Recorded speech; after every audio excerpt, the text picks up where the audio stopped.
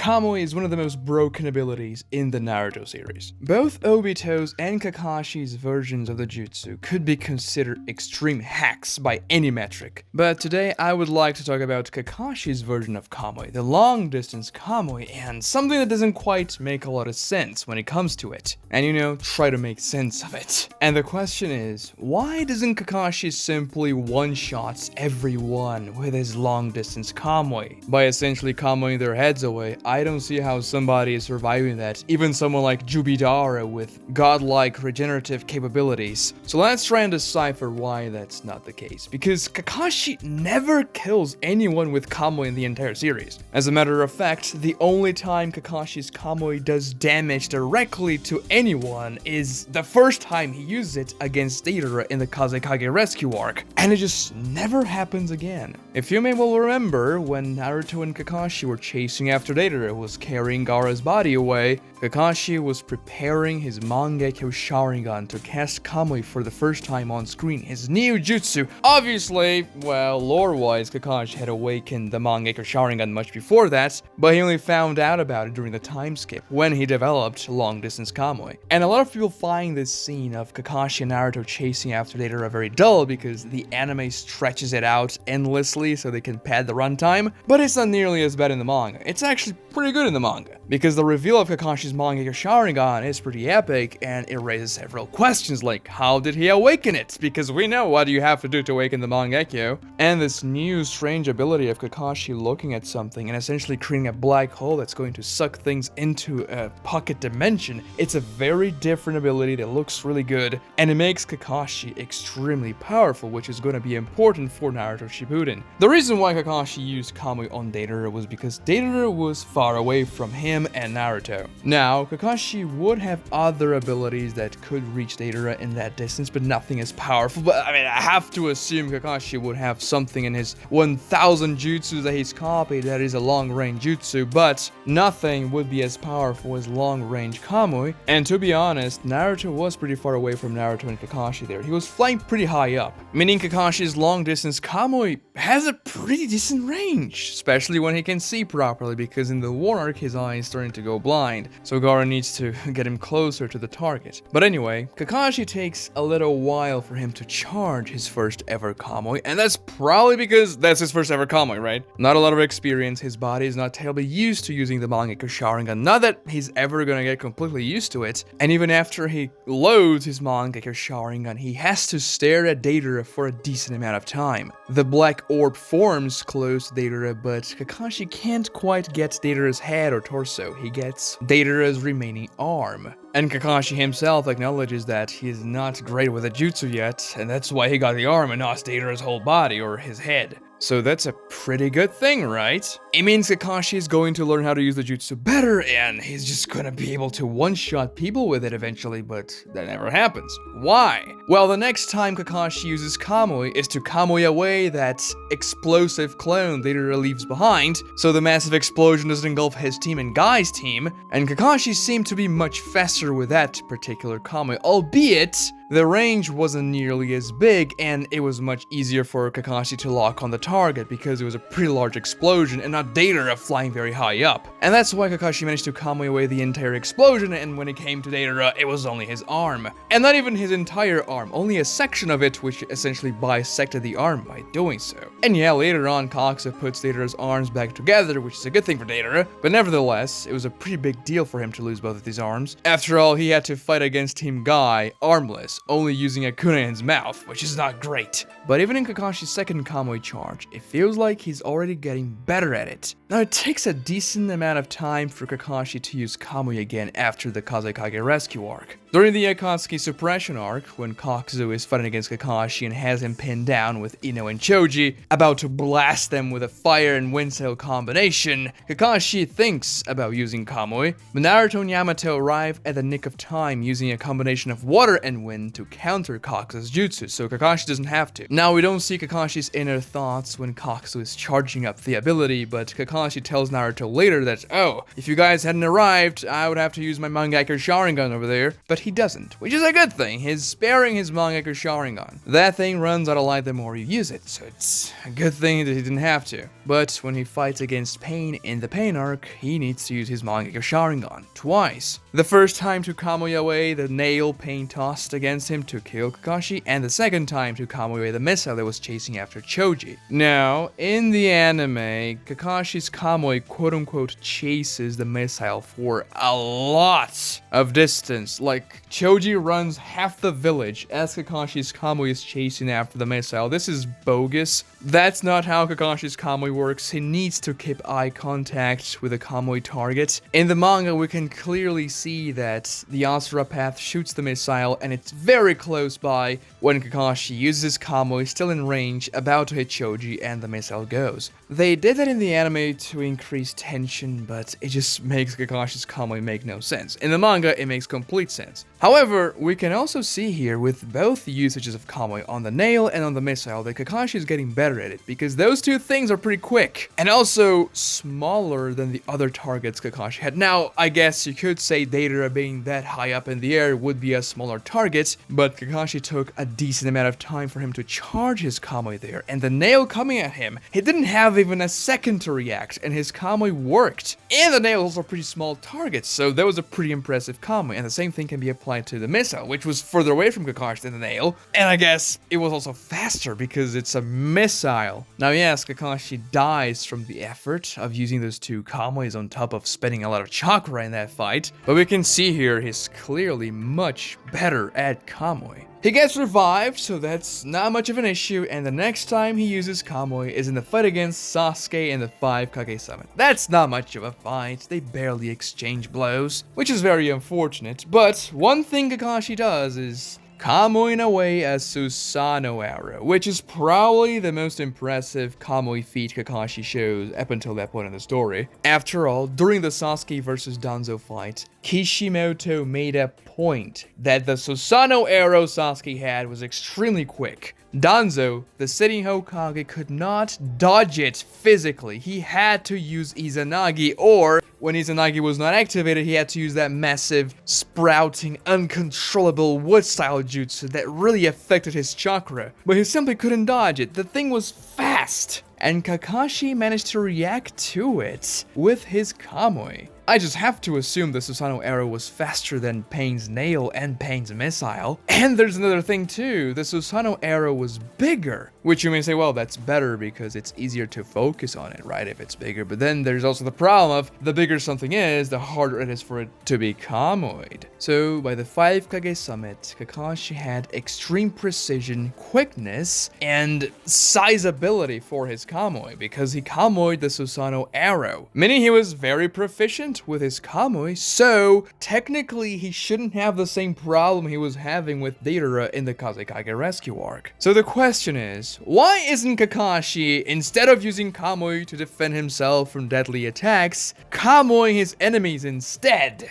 Well, when it comes to Kaksu, Kakashi was obviously trying to spare his Sharingan, and he was only going to use Kamui as a last resort. Naruto and Yamato arrived, so he doesn't have to. That's fine. But when it comes to Pain, that's a little bit different, isn't it? Pain's attacking the Leaf Village. Kakashi knows he's after Naruto. Kakashi knows he's an Akatsuki member, the most dangerous one so far. He killed Jiraiya. And yes, obviously Kakashi's a very careful guy. He uses clones and subterfuge to make sure he'll understand the enemy's abilities. But in a case like that, I guess using Kamui as a last resort only is not the best alternative, isn't it? Because that's what Kakashi does. He only uses Kamui when he's about to die and when Choji's about to die. But he could have used Kamui offensively before that even happened, because Kamui has one very massive benefit, which is that it cannot be countered, really. Could Pain Shinra Tensei Kamui away? Would the dark orb sucking things into the Kamui dimension just get blown out by Shinra Tensei? Somehow I don't think so. Also, can the Preta Path absorb it, for example? I also don't think so. Because Kamui counters the truth-seeking orbs. In the arc, when they're fighting against Ten Tails Madara, Kakashi Kamui's away a truth-seeking orb shield, allowing Guy to punch through it. and hitting Madara in the flash. So that's extremely powerful because the truth-seeking arms is essentially the most powerful type of ninjutsu in the Naruto world. KK Mora, the combination of every single nature transformation. Something that should be able to defend against literally any ninjutsu that does not have sage energy imbued in it. Like, even if you toss the most powerful ninjutsu in the world against it, and it does not have any sage energy, it's not going to scratch it. Unless it's Kamui. If it's Kamui, it's just going to Kamui it away, so it is a massive hack. It bypasses those concerns, so that should be extremely effective against somebody like Pain, right? And even if Pain can Kamui away the dark orb of Kamui, he has a 5-second cooldown, and I bet that Susanoo arrow took way less than 5 seconds to arrive at Kakashi when Sasuke shot it, and Kakashi managed to Kamui it away. And the Susanoo arrow was also much bigger than Pain. It's much bigger than the person. So in terms of size, Kakashi shouldn't have any problem Kamuiing somebody like Pain away. And that's the guy who killed Jiraiya. Kakashi shouldn't be holding back or anything like it. But okay, let's be charitable here. I guess you can come up with a few excuses as to why Kakashi wouldn't just try to use Kamui from the get-go. First, because he's being cautious, right? Pain could have abilities that would counter his Kamui that he doesn't know of, so he tries Pain out before. But once Kakashi understands Pain's abilities, which doesn't take too long, he should go for it, shouldn't he? Now, you can also say that Kakashi was saving his chakra and stamina because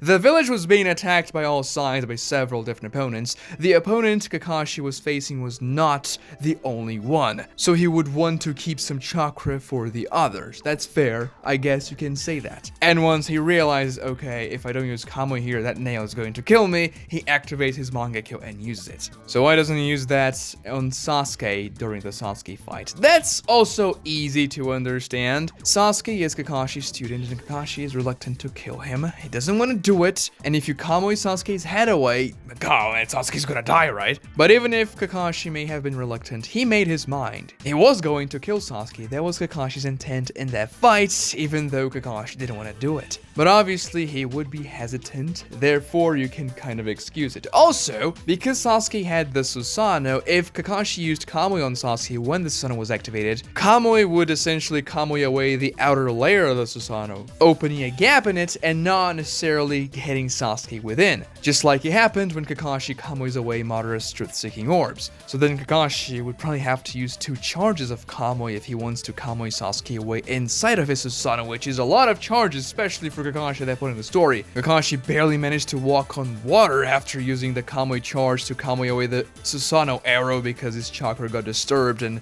lowered due to that one Kamui charge. So 2 Kamui charges, well, not a great idea. And when it comes to Sasuke, for example, he's really fast. Probably faster than the Susanoo arrow, so he may be able to just dodge out of the way. He sees the dark orb of Kamui forming up and just dodges, just like how the Raikage dodges Sasuke's Amaterasu charge earlier in that arc. Now, yes, the Amaterasu charge is much faster than a Kamui charge, even if Kakashi is Kamuiing away a Susanoo arrow, because even if the activation is instant, the Kamui black hole still has to suck things in. The Amaterasu flames caught on instantly on the thing you're looking at. So Kamui is gonna have a little bit of a delay, even if you assume the activation is instant for both of them. But in the work, things start to get a bit ridiculous when it comes to Kakashi's Kamui. He becomes so precise and so quick with it. It just doesn't make much sense for him not to Kamui people away. Take a look at the fight against Obito. When Naruto, Kakashi, B, and Guy are fighting against him, Kakashi Kamui's away first, a lightning-laced kunai that Obito reflects towards Naruto. Sure, this one is not as extreme. I guess you could say it's something similar to Kakashi Kamuiing the nail or the missile, even though those fighters were much faster than Pain was in the Pain arc and even Kakashi was, so it was probably a better feat than the nail and the missile anyways.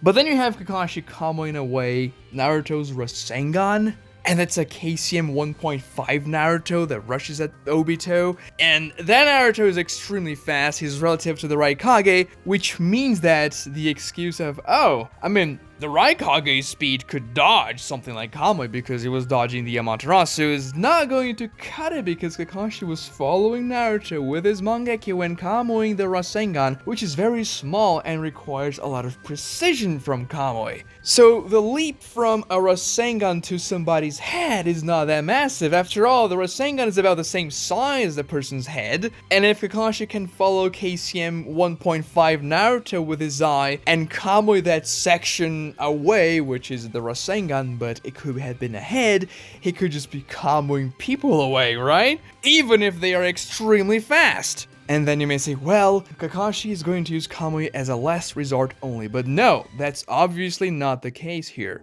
First, because the Kamui Kakashi used on the kunai was completely superfluous. Naruto could have dodged that kunai, but Kakashi told Naruto to keep going, that he was going to take care of it, because Kakashi wanted to test his theory that his eye was connected to the masked man's eye, and the dimensions were the same, so they could hurt him through the dimensions. And then he confirms his theory when he uses Kamui on Naruto's Rasengan, and Obito gets hit by it within the Kamui dimension. But those were not last resort Kamui attempts. Much on the contrary, they were in the middle of the battle, and Kakashi used it like a regular jutsu. It's just that opponent required a very powerful jutsu. Obito was probably the strongest guy Kakashi had ever fought up until that point, and because this was a literal war that was going to decide the destiny of the world, you have to go all out. You cannot just use Kamui as a last resort, because you actually have to win this. So why not just Kamui Obito away? Well, that's actually pretty easy to enter. We see that Obito can literally cancel Kakashi's Kamui. When Kakashi gathers up a lot of chakra to Kamui away the Geromazo's head, something that's actually smart. Okay, let me one-shot the Geromazo with Kamui. Kamui just fizzles out because Obito cancels it, which makes Kakashi waste a lot of chakra because he had to gather a lot of it in his eye to make that Kamui happen. And that's the thing, right? He's trying to one-shot the Geromazo here, which is not technically a living being, I think. Well, it's housing living beings or chakra beings, the tail beasts. But it seems like Kakashi has the capability of one-shotting people's heads, or at least the statue's head. But because of Obito's countering capabilities, he wouldn't do so. And also, Kamui wouldn't work on Obito for the same reason. When Kakashi has his 1v1 fight against Obito in the Kamui dimension, he can't use Kamui because he is in the Kamui dimension. So using the black orb to suck things into the Kamui dimension wouldn't work because they are already inside it. Therefore, yeah, Kakashi just can't use Kamui there. That makes sense. But then when it comes to Ten Tails Madara, Kakashi only uses Kamui to Kamui away the truth-seeking orbs, which helps Guy out, sure, but why not use Kamui on Madara himself instead? After all, he was quick enough to Kamui away the truth-seeking orbs, and I guess the truth-seeking orbs move slower than Madara does, but if you aim Kamui at Madara's head, even though he can regenerate from being blown in half by the night guy, I don't think he could just regenerate his head. Now maybe his body could just grow out of his neck inside the Kamui dimension, kinda like how the lower part of his body grows in the Kamui dimension after he gets Kakashi's eye to use Kamui on himself later on. So maybe that would be useless, but I guess it's at least worth a shot? And because Kamui ignores the truth-seeking orbs and Kamui's them away regardless, even though Madara cannot be affected by ninjutsu in that form because of his in-gang release, Kakashi's Kamui can circumvent that, as I mentioned before. And we also know Kakashi is extremely fast with that Kamui. It would even be hard for Ten Tails Madara to dodge that. And then when it comes to the Kaguya fight, Kakashi uses those fancy new Kamui jutsus like Kamui Raikiri and Kamui Shuriken, but why would you use Kamui Shuriken instead of just using the regular long-distance Kamui? Because the Dark Orb can just spawn where you look, and then it takes that section of whatever you're tossing at into the Kamui dimension. When it comes to the shurikens, you have to actually toss them, and they take longer to get there. Why wouldn't you simply use long distance? I mean, obviously it's because it looks cooler, but still. We also know that Kakashi can speed up his Kamui speed with both Mangekyou Sharingan. He does that alongside Obito when he saves Naruto from Madara and takes Naruto into the Kamui dimension alongside Obito and Sakura and everything. So Kakashi's Sharingan and Kamui should be working faster in the fight against Kaguya when he got a dual Mangekyou Sharingan anyways, but he uses Kamui Shuriken because it looks cool, I suppose. And still, he could have just used Kamui on Kaguya's head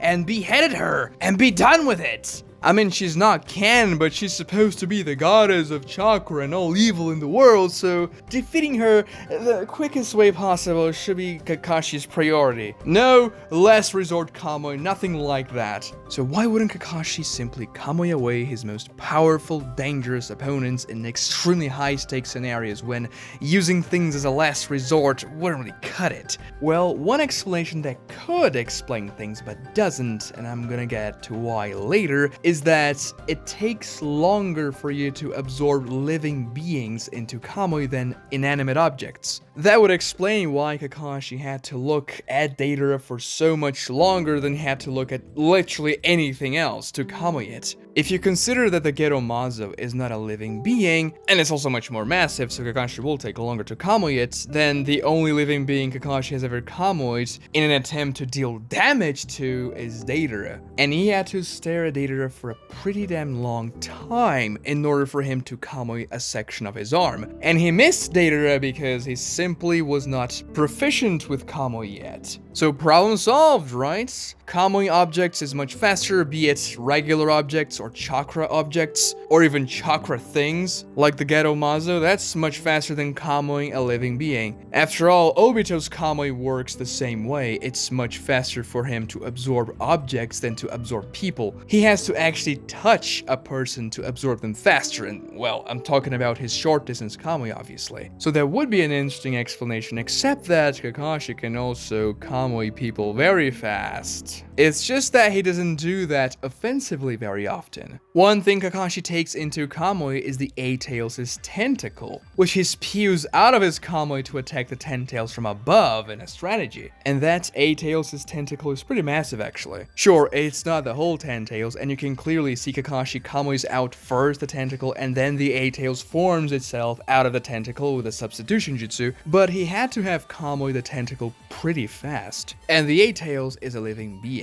Now maybe I guess you could consider just a tentacle an inanimate being because it's detached from the A-Tails, but regardless, after that Kakashi does his, well, I guess most impressive Kamui usage, when he managed to fool Obito into thinking he was trying to Kamui Naruto's Rasengan when Obito was going to phase to hit Obito from within, but actually he Kamui'd Naruto's entire shadow clone. Obito thinks he destroyed Naruto's shadow clone, but no, actually, he got Kamui'd by Kakashi into the Kamui dimension so he could nail Obito with a Rasengan to the face and unmask him. And for Obito to have thought he had destroyed the clone but actually hadn't, because he pierced the clone, well, at least to him, with that massive metal rod, Kakashi's Kamui had to have been so fast it perception blitzed Obito, which means Kakashi's Kamui is insanely fast because that Obito had a very good reaction time, meaning that Kakashi could have done that with many other extremely powerful characters. And Kakashi didn't just Kamui away the Rasengan, no, he Kamui'd away Naruto's entire body. So the living being argument doesn't work here. However, if it was only the A-Tails' tentacle and Naruto's shadow clone here, you could justify it as being chakra creatures, quote unquote, and not flesh creatures, because the A-Tails is a chakra beast and the shadow clone is a chakra image of Naruto. It's a solid image, but still it's a chakra creation, so not a real person. However, later on, Kakashi Kamui's Naruto and Sakura into the Kamui dimension to save them from Madara's truth-seeking orb. And yes, Obito reinforces Kakashi's Mangekyou Sharingan speed by using his own Mangekyou Sharingan, combining their Kamuis so it goes twice as fast, but it is still only twice as fast, and by the way Kakashi used Kamui on that Naruto shadow clone to unmask Obito, that was pretty much instantaneous. And I guess, yeah, it was Naruto and Sakura, so two more people, but still. Those were the real Sakura and Naruto, meaning that the quote-unquote nerf on living beings where Kakashi has to stare at them much longer doesn't apply really. After all, he was fighting against Deidara, one of the fastest characters in the series, and even though Obito was helping him, it still is Deidara. Also, like, they could have used Kamui on Deidara together instead of using it on Naruto. If they took Madara's entire body into the Kamui dimension, it would be difficult for him to leave. He didn't have a Sharingan yet, where he could swap dimensions and things like that, so it's likely they would just wrap Madara there. I mean, I guess it's Madara, so he could find a way out, but it's worth a shot, at least for them to recover a bit. So another explanation I came up with, and this is headcanon, but I mean, I guess it's a fine explanation, albeit it doesn't have a lot of support, is that you can Kamui a person away very quick, just like you Kamui away objects, but that person has to be willing to get Kamui'd, like Naruto's shadow clone, for example, like Naruto and Sakura when Madara was tossing a truth-seeking orb at them. Well, Naruto was unconscious and almost dying at the time, so I guess he couldn't really consent to getting Kamui'd like Sakura could, but I guess you could make the argument that Kamui, the jutsu, can sense the target's intentions and things like that, so it won't Kamui away as fast somebody that's not willing to get Kamui'd, like Deidara wasn't, for example. And like an amount of chakra-based explanation, like, oh, Kakashi couldn't Kamui away Ten Tails Madara because he simply had way too much chakra. That's not really the case, because Kakashi Kamui's away a section of the Ghetto Mazo after Madara gets revived, and the Ghetto Mazo has a lot of chakra, and Kakashi does that really fast. He tries to Kamui away the entire thing, but fails because Madara summons it in the nick of time, and the density of chakra doesn't seem to matter really when Kamui is in effect. What matters is the size of that thing. That's what's going to dictate how much chakra you have to spend on using Kamui, and also how much time it's going to take to Kamui it away. But when it comes to the willing and not willing explanation, it's not simply the amount of chakra that Kamui quote-unquote takes into consideration whether or not it's going to Kamui it fast or not. It's also that chakra's intention towards Kamui as a jutsu. If it would benefit that person and that person's chakra to get Kamui'd, it would do it very fast. If it wouldn't, then it would take much longer. A better way to explain this theory of mine is that a person's chakra will resist the sucking force of Kamui. When it comes to Kakashi's long-distance Kamui, there isn't much he can do to accelerate that unless Obito is around and he can combine his Mangekyou with Kakashi's. In Obito's case, when he sucks people into Kamui with the short distance Kamui, if he doesn't touch the person, it takes longer because their chakra is resisting the pull. But when he touches the person, his Kamui becomes so much faster, and that's because Obito's chakra gets into contact with the other person's chakra, meaning that their defenses go down and the chakra cannot resist anymore. It's like Obito is syncing his chakra with the target's, meaning that the target's chakra will not be able to resist it, and so he'll get sucked. Minato, the fastest ninja in history, was almost sucked into Kamui because Obito touched him. You know, in the flashback when Naruto was born and everything. So this concept also applies to Kakashi's long-distance Kamui when it comes to Kamuiing people and living beings. If their chakra are not willing to be Kamui'd, if they are not willing to be Kamui'd, then it's gonna take longer and Kakashi is gonna have to focus his gaze for much longer. However, when it comes to people that would benefit from getting Kamui'd by Kakashi, then their chakras are not going to resist, and they're going to be Kamui'd pretty much instantly. And I guess you can still say that because that was a Naruto shadow clone when Naruto unmasked Obito, and shadow clones are chakra creations and technically not people, and the same thing can be applied to the Eight Tails' tentacle. Those were also exceptions because they were not real people, so Kakashi was even faster when he Kamui'd them, but all the limitations still apply to real people, so Kakashi can't just go around one-shotting people with Kamui, and that's really the best explanation I can come up with. Now, when it comes to pain, those were actually corpses walking around, so would they classify as people? Well, they were not chakra creations, but they were also not alive, so I guess it's a gray area, but Kakashi never even tries it on pain, and he had some reasons for it that we explain in this video, so it can fit, right? Offensive long-distance Kamui takes longer to Kamui people because their chakras resist the pull of Kamui, and Kakashi has to focus his eyes more on them. But if the person is willing to be Kamui'd, then their chakras are not going to resist the pull, and they're gonna get sucked instantly. or nigh instantly. So we fixed this issue of Kakashi being able to one-shot pretty much anybody in the verse, and not doing so because that makes Kakashi feel kind of stupid, right? Even though he's going to spend his eye and everything, it's worth a shot many times. And yeah, obviously Kishimoto wouldn't want to do that because then Kakashi's fights would become boring and perhaps Kamui would be way too powerful. Something that couldn't really happen because you have to balance things out in the narrative. But when it comes to objects that Kakashi can defend himself with, then it's fine, he can do that pretty much instantly, and so we fixed the situation. Well, not that it needed to be fixed, we're just explaining why things happen the way they do. If you want to see why Kakashi stopped copying jutsus with his Sharingan in Naruto Shippuden, click on the video on your screen. Please like this video if you enjoyed it, and don't forget to subscribe and ring notifications. Those are very important, seriously, ring the bell, and thank you so much for watching.